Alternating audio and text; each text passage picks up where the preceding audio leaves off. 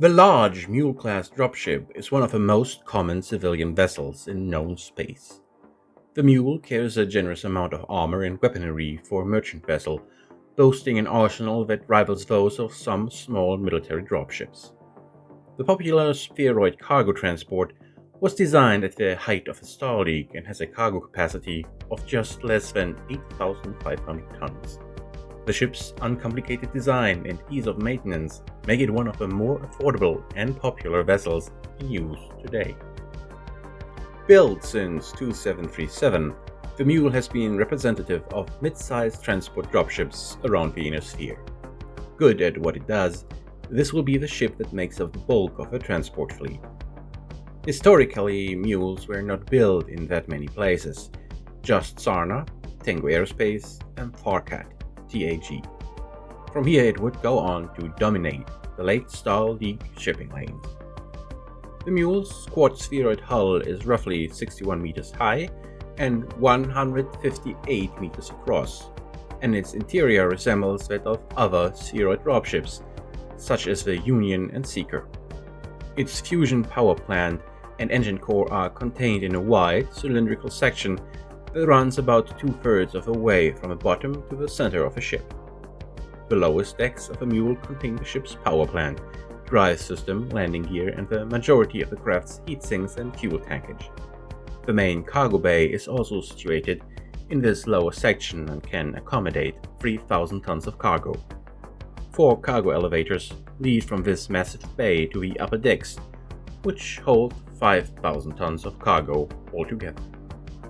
Situated next to each lift, massive cargo rams provide the main access to the craft. These rams have been responsible for numerous accidents. If a ramp is not secured when the main engine fires, the engine exhaust can rip the ramp away from the hull, causing severe damage to the vessel. In extreme circumstances, this can destroy a Mule. In one famous incident, a Mule-class dropship was delivering supplies to a mercenary unit. Explosive ammunitions were being unloaded from the ship's lower deck when an enemy ground force penetrated the defending perimeter and began to fire on the dropship. The captain ordered an immediate launch. Though the rams were retracted, one had failed to secure completely. When the drives fired, the blast ripped through the ramp and hit the cargo. The resulting explosions completely gutted the ship, killing everyone aboard. This incident led directly to improved cargo handling standards and procedures that most Mule captains and crew use to this day. The drive blast problems also create troubles with a Mule's landing gear. The engine blast tends to scorch the interior of those landing gear wells, burning cables and various control lines. Because of this, the cable assemblies must be replaced after about every 20 liftoffs. If they are not replaced, the control lines may fail, causing the landing gear to lock in the up or down position, or even somewhere in between. Above the Mule's 2 upper cargo bays are 3 decks that make up the vessel's command section. One of these decks contains electronics and docking equipment, while the remaining 2 contain the bridge, crew quarters, and a series of specialized rooms. The first of these specialized rooms is an observation lounge that overlooks the upper cargo bay. The lounge often serves as an additional recreation area for the crew and a meeting place for dealings with customers. The second room contains a trio of large screens, each displaying local exchange rates for various goods and services, uploaded from the planetary information net. The third room is a central communications facility for tracking and coordinating planetary activities. Communications monitoring systems tie directly into local information broadcasts to provide data to the market display room. These comm systems also keep close touch with purchasing agents and sellers. In the bottom deck of a command section are waste processing facilities, a large hydroponic garden, the ship's laundry, life support, and emergency batteries. The crew occupies 20 single-occupancy rooms on the upper deck of a command level. Each room has ample space for storing personal gear. The large mess facility, the crew lounge, and a well-equipped medical bay occupy much of the remaining deck. Along, of course, with the bridge, which is positioned in the center. Because the Mule operates in the wilds more often than other civilian cargo carriers, it is moderately armored and carries a small array of defensive weaponry: a nose-mounted AC-5, 2 SRM-6 launchers on the sides with a smattering of 3 large, 8 medium and 2 small lasers bolstering the other weapon base, as well as covering the other angles. Combat Tactics. The Mule is a classic third wave unit.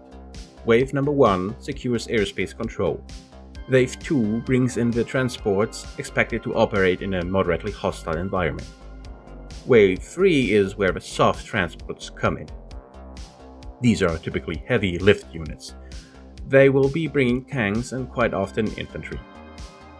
All those second and third line units need to cheaply hold the ground taken by Mechs and Battle Armour. The Mule comes into its own here. It brings ammo, armor, food and water. It can also carry quite efficiently tanks, mechs and aerospace fighters when modified. About the only thing it doesn't carry are people, mainly because it lacks the oxygen facilities. There is a saying in the inner sphere: you take a world with a union, you hold it with a mule.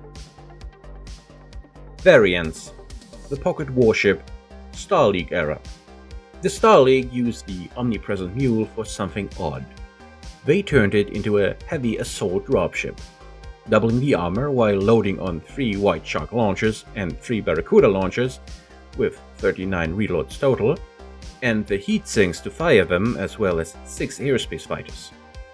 The result is remarkably solid. Nonetheless, it was a strange project, because in the Star League era, warships weren't rare. Neither were conventional assault ships, making these dropships an answer without question. The pocket warship, Word of Blake. The question should appear centuries later, during the Word of Blake's heroic struggle to save mankind. The Word approached the same concept from a different direction. Their modified mules would be infiltrating commercial lanes and striking unexpectedly.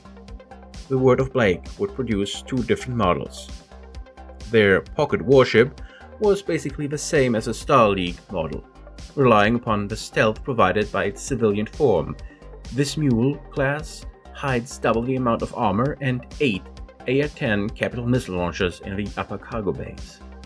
The lower cargo bay has been converted to store a score each of Killer Whale, White Shark and Barracuda missiles for the AR-10s, and a fighter bay capable of carrying a complete airspace fighter level 2. The Q-ship model was an emergency construction which didn't receive the extra armor. All 3 variants are very good at what they do. At short range, they can release a fatal spray of nuclear weapons. They are quite happy sitting in uncontested orbit, dropping the occasional missile on the inhabitants of a planet below. They are also remarkably good anti-aerospace platforms. Placed alongside warships or behind more solid dropships like interdictors, they can maintain a heavy, extended bombardment at ranges where interception is unlikely.